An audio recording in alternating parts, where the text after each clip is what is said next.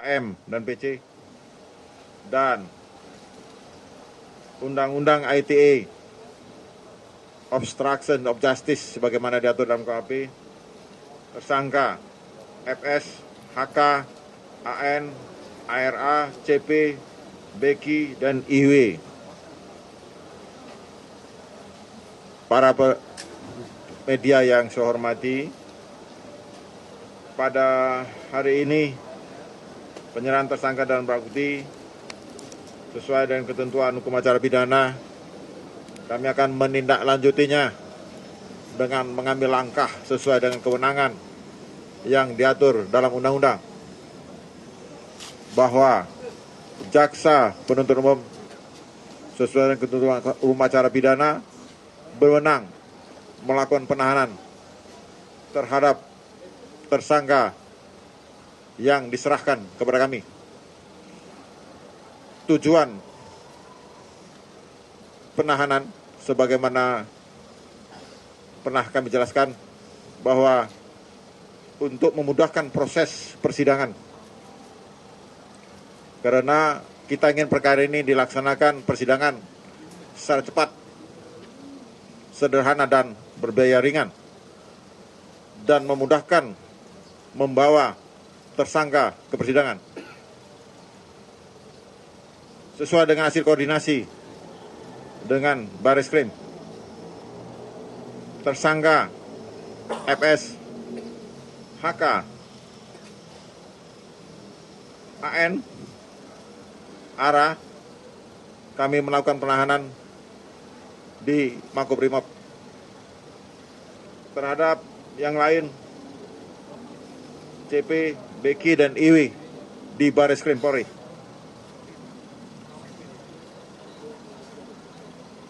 Untuk tersangka RR, RE, dan KM ditahan di Bareskrim. Untuk Ibu PC ditahan Rutan Salemba, Cabang Kejaksaan Agung Republik Indonesia.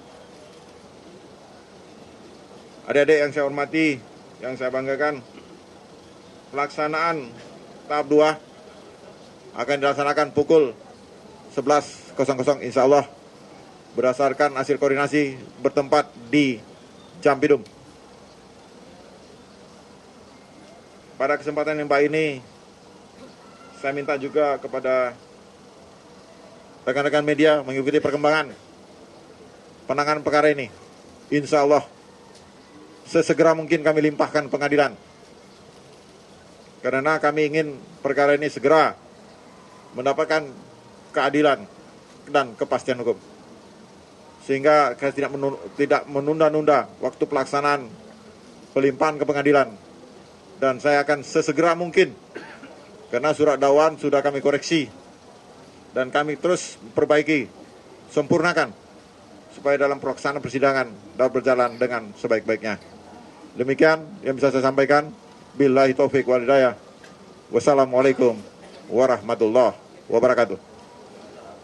Ada pertanyaan teman-teman wartawan? Silakan.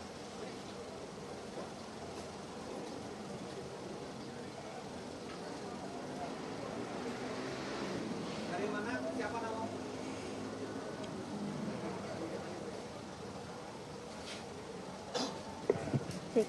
Oke, Pak, selamat pagi Pak. Saya Valencia dari Kompas TV. Izin bertanya Pak. Yang pertama, ini kan ada salah satu tersangka atas nama Richard Eliezer ini masuk dalam perlindungan LPSK. Nanti seperti apa perlakuannya? Apakah akan ada penambahan pengamanan atau ada yang berbeda dengan Richard Eliezer? Itu yang pertama. Lalu yang kedua, terkait pelimpahan berkas ke pengadilan. Saat ini kan tadi dikatakan surat dakwaan sedang dikoreksi begitu ya Pak. Kira-kira dari JPU sendiri memerlukan waktu berapa lama untuk dilimpahkan ke pengadilan? Lalu dari pengadilan biasanya nanti akan mengeluarkan berapa lama gitu Pak untuk menentukan jadwal sidang?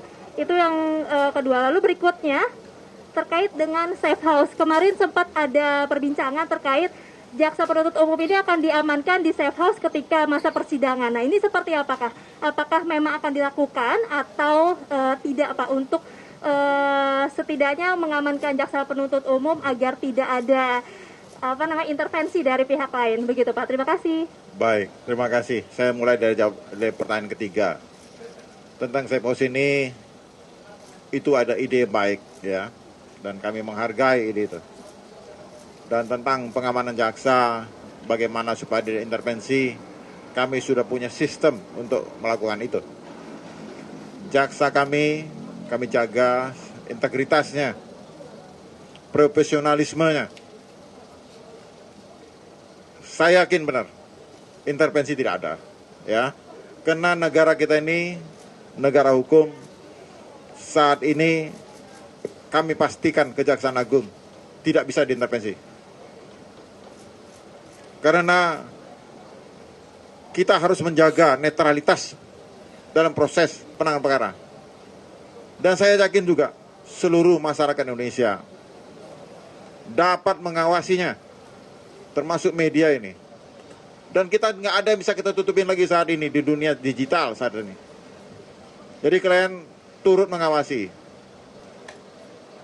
mengawal supaya perkara ini berjalan dengan sebaik-baiknya, dan akan diberikan keputusan oleh hakim yang seadil-adilnya. Ya, saya selaku penegak hukum selalu berpegang teguh bahwa dalam proses memberikan keadilan harus tetap mengacu kepada alat bukti, tidak pada asumsi dan isu-isu yang berkembang di masyarakat. Saya pesan pada jaksa itu, jangan pikiran kalian terganggu oleh hal-hal di luar hukum. Kalian penegak hukum, perhatikan itu, saya bilang. Jaksa saya selalu saya arahkan seperti itu. Yang kedua, tentang Baradae RE ya, Richard Eliezer. Ini kan ada LPSK di belakangnya. Saya sudah sampaikan pada LPSK. LPSK pernah koordinasi dengan kita. Perlakuan terhadap RE sama saja dengan tersangka lainnya. Tidak ada dibedakan. Hak LPSK melindungi semaksimal mungkin. Itu sesuai dengan peraturan perundang-undangan. Kami sebagai penegak hukum, sebagai jaksa, memperlakukan sama dalam perlakuan terhadap RE. Nanti pengadilan yang melihat bagaimana RE ini dalam hal selaku justice kolaborator. Kalau kami sama aja, kami lihat, ya. Tidak ada perlakuan berbeda di antara tersangka ini. Seluruh tersangka dan apabila kami limpah ke pengadilan jadi terdakwa, kami akan perlakukan dengan sebaik-baiknya sesuai dengan ketentuan hukum acara pidana. Dan seluruh proses ini sudah berjalan sesuai dengan SOP penanganan perkara yang kami pegang teguh dilakukan di Jampidum. Yang pertanyaan pertama tadi, surat dakwaan, saya sampaikan, kami sesegera mungkin melimpah. Kami minta paling lambat hari Senin sudah di pengadilan. Saya sudah gariskan. Hari Senin sudah dilimpahkan pengadilan.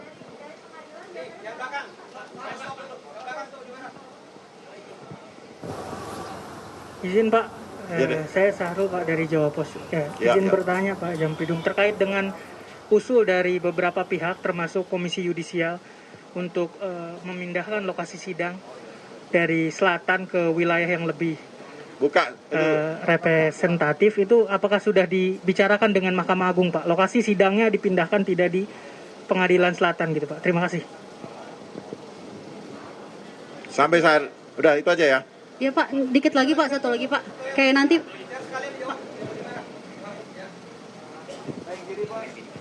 Pak, izin Pak, Rahmat dari Media Merdeka mau tanya, untuk penyerahan barang bukti kemarin mengenai apakah ada barang bukti berupa senjata, yaitu senjatanya dari Pak FS.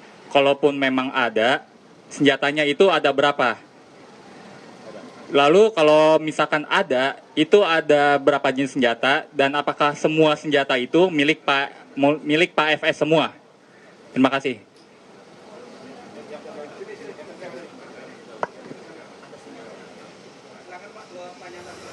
Baik, ini yang pemindahan ruang persidangan. Kami sampai saat ini belum mempertimbangkan perlunya memindahkan ruang persidangan. Tempat persidangan belum ada terpikirkan oleh kita. Makanya hari Senin saya sudah limpahkan Pengadilan Jakarta Selatan. Berarti tidak ada pemindahan ruang persidangan. Karena kami yakin benar Pengadilan Jakarta Selatan juga akan bekerja dengan sebaik-baiknya.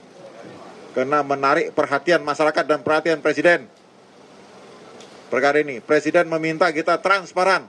Makanya saya sampaikan.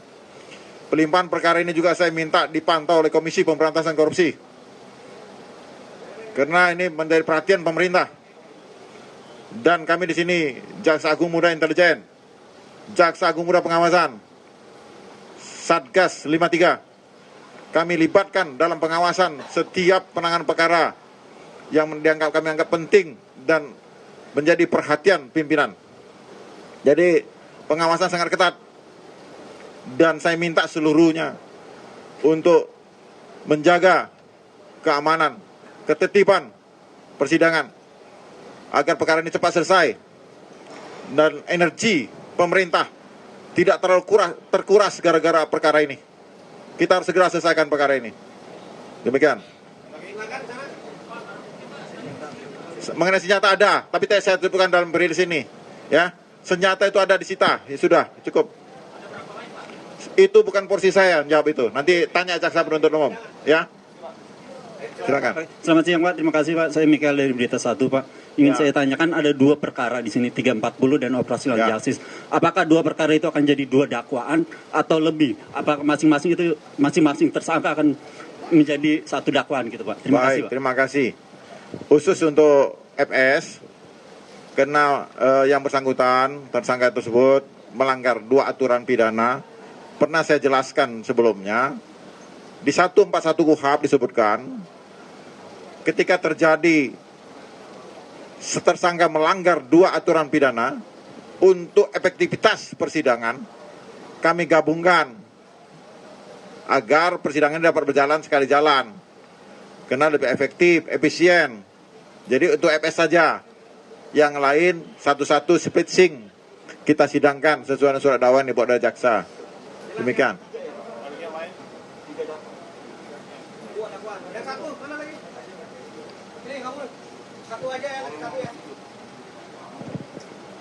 Selamat siang Pak.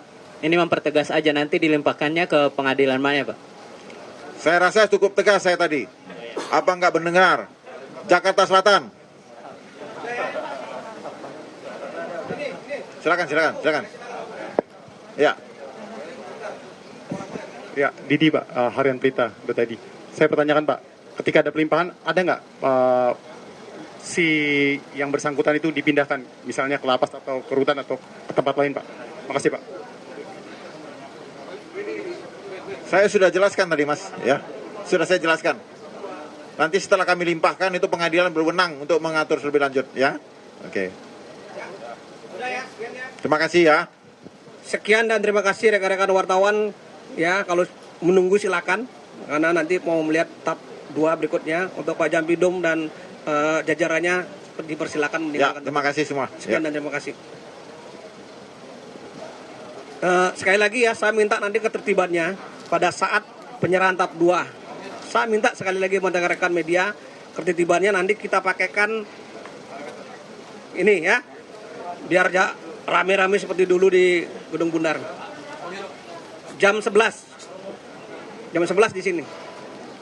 Ya, itu ya semuanya ya. Semuanya diserahkan di Gedung Jampidum.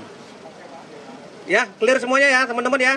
Sekian dan terima kasih. Assalamualaikum warahmatullahi wabarakatuh dan Om Santi Santi. Salam sehat dan bahagia untuk kita semua. Semoga dilancarkan.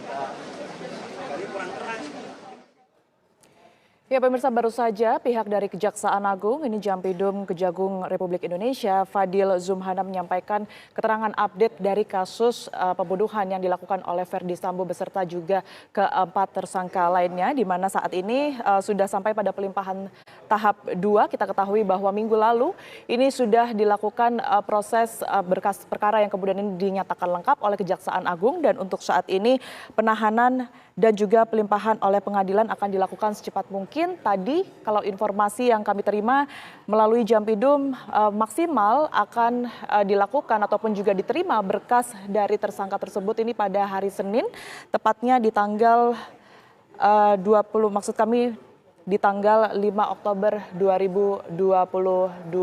Breaking News TV One masih akan kembali pemirsa.